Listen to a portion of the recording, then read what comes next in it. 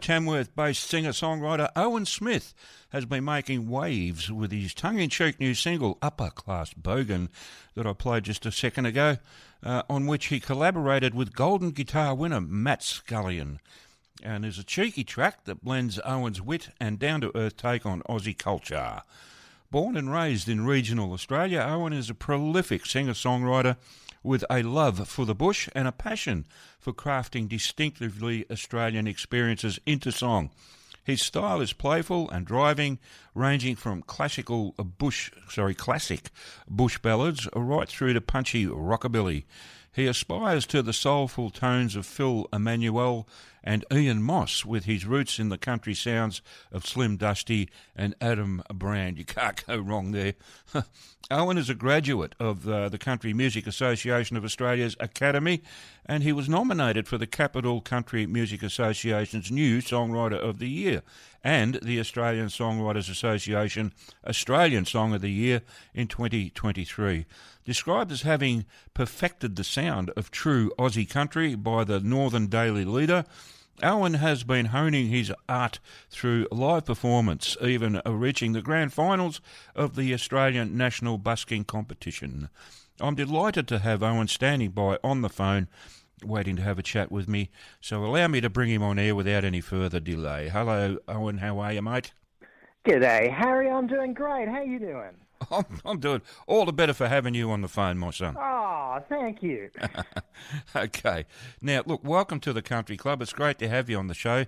This is the first time I've been able to have a chat with you on the phone, and I hope it's not the last. So welcome again. I'd love to have you on the program. Oh, thank you. And I've got plenty more brewing where that came from, so hopefully some good yarns to be had yet. I hope so. I would look forward to anything that you put out, and I would love to get my hands on it. So maybe I will, after we finish speaking, or later in the day, when I remember, I'll send you a mailing address for me here at the station. And if you've got any CDs or something coming out, send me a copy, please. Brilliant. Will do. I'd love to get that off you.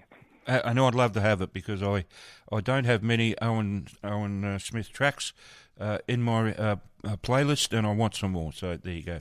Well, let's fix that for you and fix that for your listeners. I imagine you have quite a few wonderful artists coming through. Who have you seen through the Country Club over the last few months? Where do I start? Look, I'm a big fan of Lee Kernaghan, Troy Cassar-Daley. Oh yeah. And Adam Brand. You know, Will Day.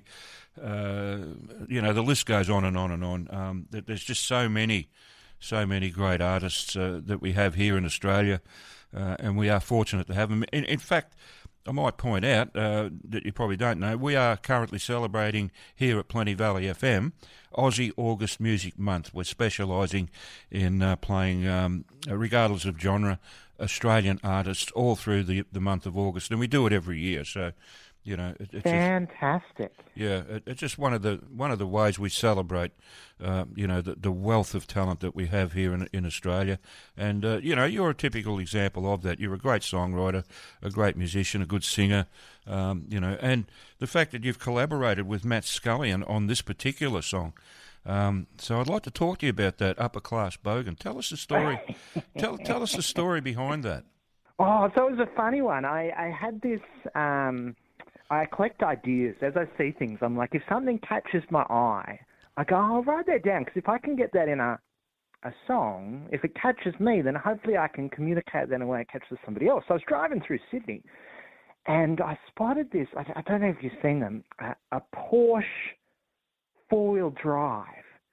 Yeah. And it just seemed a little bit strange to me. Like, who goes out and thinks, oh gosh, I'm having a midlife crisis, I want to get a sports car. I want it to be bright red. It needs to go 0 to 100 in 2 seconds flat, and needs to be able to fit 12 kids and 3 dogs in the back. And you just go, what? And the idea just popped in my head. It's kind of like an upper class bogan. And so I had that rattling around in my brain. And then I was at Academy beginning of last year and had the chance to sit down with Matt Scullion. And so I had a short list of ideas that had just been bubbling away. And Matt took one look at the list and he's like, we're writing that one. And if you don't sing it, I will.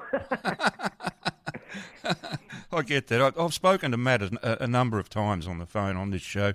And he's a great guy to talk to, and a great songwriter. I got a lot of admiration and respect for Matt and yourself. So yeah. Thank you. I'm just curious. How did you get together with Matt? I mean, what were the circumstances that brought you two together? I don't have any roots in kind of like a country music dynasty or anything. I was kind of new to the space. And so I'd met Lynn Botel at a songwriting retreat, and she'd been spruiking the Academy. And so one year I went along to the Academy graduation.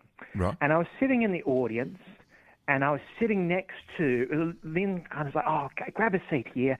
And I was sitting next to another country music artist, and then I was looking across the audience, and there was like a Kernigan sitting in the audience. I'm sitting there going, crikey, these guys on stage are amazing. And I'm just looking at the audience going, I need to be in front of this audience next year. Yeah.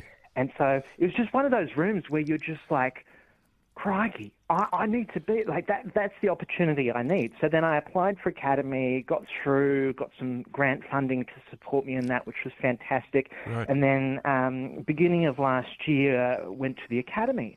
And one of the things they do at Academy is they put you out of the professional songwriting, co-writing. So you get one of those during that. And so Matt Scullion was the guy who came out of the hat for me. And so we sat down in our room and started nutting it out. And Matt and I clicked, and that song came together. And it was actually, when you're writing a song, if you've had this experience, like sometimes you think you're onto something, but it's only when you test something out that you really realize just what you've got. And so this was one of those songs where we're having a bit of a chuckle writing it. We thought we're on something good. And then I had to perform it for Lynn Botel and Roger Corbett that afternoon. And so I'm up on stage, I've got my guitar, I'm trying to keep the beat down, trying to remember all these words we've just written. And there in the front row is Lynn Botel, face down on the table, pissing herself laughing. And I'm like, oh, this is one of those songs. So I think that was when the right, okay. penny dropped with this. Oh, dear. Yeah, that's it. Lynn's a great lady. I've spoken to her. I've actually interviewed her in person one time when she was performing here in Melbourne. She's a lovely lady, and she's very supportive of new artists. I admire that. Yeah. She's a treasure, that one, and I think hats off to her. Like, I keep blaming her because she is one of the reasons that there is such good talent coming out of the Australian country music space. The time and energy and investment and the stuff that Academy are doing, I think is just, it's wonderful. It's giving great opportunities, great experiences to new up-and-coming. Lynn Botel, love her to bits. Yep. I don't blame you. I got a lot of time for that girl. She is absolutely fantastic. And a great performer in her own right, but, incredible voice. Yeah, absolutely, yeah, and a great songwriter, and like I said, very, very supportive of new talent. People just coming into the country music field. So yeah, I've got a lot of time for her. Anyway, where can people buy your music? Well, they can find and follow me at owensmithguitar.com. I've got some merch up there. I've got my CDs and T-shirts for Upper Class Bogan. I launched those at Hats Off the Country, so we've got a bit of a Holden Ute doing a bit of a burnout with some Upper Class Bogan merch, so that was a bit of fun to put together. So if they head to my website, owensmithguitar.com, they can find everything they need to know about me, or they can follow me on socials, Owen Smith Guitar. Excellent. All right, good to know. So make a note of that, folks, because well worth a look. Well worth a look. Speaking of your music, have you got an album out, or is there an upcoming album in the works? So there's a few things. So I've got an EP that I released last year. It's called The Snowies. So I will definitely, after this call, we can hook you up with that. Excellent. And so that's covering a broad spectrum. So you were doing a bit of an intro around some of my influences. And for me, The Snowies was about some of my experiences growing up and trying to help people understand in terms of where Owen's coming from his art, where is he going to sit over the next couple of years? So there's like comedy tracks on that. So there was like that Old Hills Hoist, which is about my nan getting stuck in the clothesline, right through to like Wild Wild Weather, which was a bit of a rockabilly, upbeat kind of tempo stuff. Okay. And then there's kind of some more somber ballads reflecting on, for example, the bushfires with Auburn Sun. So it's quite a collection trying to span and help people place where they're going to see my music develop over the next few years. And then in that vein, we released Upper Class Bogan, which was picking up on some of that classic Australiana comedy, like great stuff like that. So, yes, I have my EP that was released last year. Okay. And then I've got Desert Blooming, which was released a little bit earlier this year about the floods that went through Central Australia. Yeah. And then Upper Class Bogan, which we released last month, which is great. Excellent stuff. Yeah. On that note, it never ceases to amaze me. Like we live in a country where up north there's all these massive floods, you know, and lakes forming, you know, where there hasn't been any for 50 years or whatever. But down here in Victoria, we're in a drought. Yeah. Yeah. You know, there's got to be a way of moving all that water down here where it's needed. You would think. But anyway, look, that's neither here nor there. I always think of when the early explorers came down, they spoke of like the inland lakes and the inland seas. And like the wet seasons that had come at the time of their landing must have meant that the land was so flooded that they kind of looked inland and it looked like an ocean. Yeah. And we sometimes see that occur. And so at the moment, it's crazy seeing the land transform. And it's both one of the things I find so beautiful about Australia, like that transformation and how that landscape can change and shift. But it's also one of the things that makes it so precarious and kind of life can be really on the edge because of that. Yeah. Yeah, it's unique, I think, on a world basis. I can't imagine another country in the world being anything like it, I really don't. So I don't know, in one way I think we're very fortunate, but in other ways, when we go out there, we do need to be a little bit careful, because the outback is not a place that you want to get lost in. No, and you need to be prepared. And it's one of those things where I think the Indigenous peoples of Australia had such a wisdom with just kind of the awe that they saw the landscape in. Yeah. And I think when you're living on the land day to day, like in the city, it can be easy to lose sight of that. It's just how fearsome and wonderful our land and landscapes are. And then you get out and you explore it, and you're like, wow, it takes your breath out. Yeah. Well, you touched on the Indigenous people. They have got such a knowledge and an intimate knowledge of the land, don't they? And it's awe-inspiring, when you talk to them. They got a whole different idea about the Australian landscape and how to live in it, And I think it's way better than ours, if you ask me. But anyway, that's neither here nor there. Well, it isn't, but, let's talk about you. Well, how long have you been playing music? So I picked up the guitar again and started songwriting back in 2019. I tried my hand a bit before. So as a kid, I'd come up to Tamworth Country Music Festival and tried my hand at busking and tried songwriting years and years back, but it never really clicked for me back then. Okay. And I think part of it was, I think I was just trying too hard to write the songs that I was supposed to be writing. Right.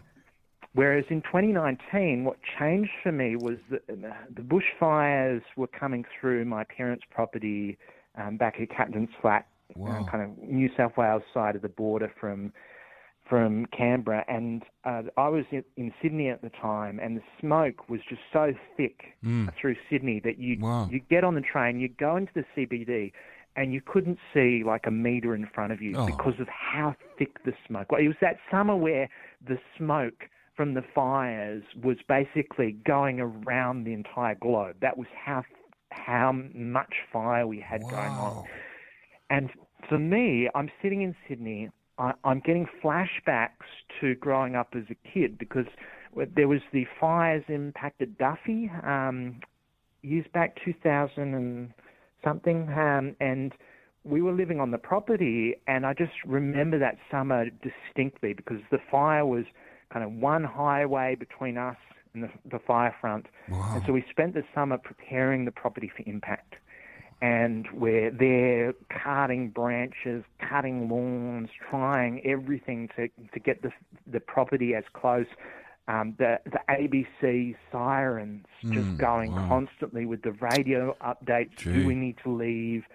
And then traveling into town, you just go in and you just see the smoke and the red sun peering through. So 2019, I'm getting flashbacks to that. I'm sitting on listening to the RFS radios for news about what's happening to my parents, because one of the first fires to spark in that season was right in the hills next to their property. And so I just needed to get that out. And so I sat down and wrote Auburn Sun. Okay. And I had the guitar and I had this song, and I'm going, it felt like it needed an audience. All right. So what do I do with that? Okay. And so then I went out to an open mic 2020 and started performing. And then that cascaded, and I started doing shows and festivals, and then Academy, and then my own, started releasing stuff. And so it kind of all just snowboarded from 2019. You kind of start writing, and then where do I take this? Right. Yeah. Yeah. Well, you've taken it to a good space, I think. Anyway, I mean, the fact that you're talking to me on the radio says it all. Honoured. I'm honoured. Well, we both are. All right. So, what's been your most memorable experience so far as a performer?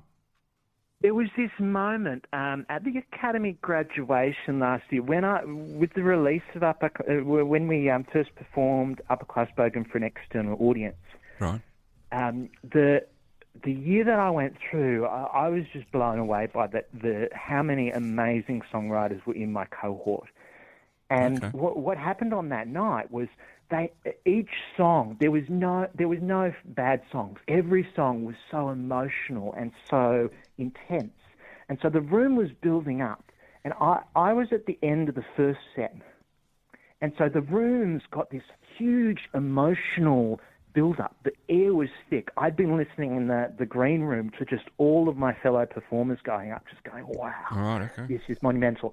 And then here Owen gets up with a song about bogans. Okay. And Dove Newton comes on stage, and he's wearing his gold jacket and starts playing the spoons, and you could just feel the dynamic of the entire room shift. Okay. And it was magical. It was like all of that energy had built up, and now they had a release for it. And so it was kind of strange. Like, I'm not the greatest out of that batch by any means. I wasn't the best singer, the best performer, but that song somehow became like the song of the Academy somehow. This quirky song about bogans, and I think in part that was that. It was just that amazing moment where you just see everybody click around that moment. And for me, being on stage and just seeing the entire room shift with that, that was a really magical moment. Probably alongside that was then being able to get up in front of the Tamworth Country Music Festival and perform at the opening concert. That was a privilege, a real privilege to do that.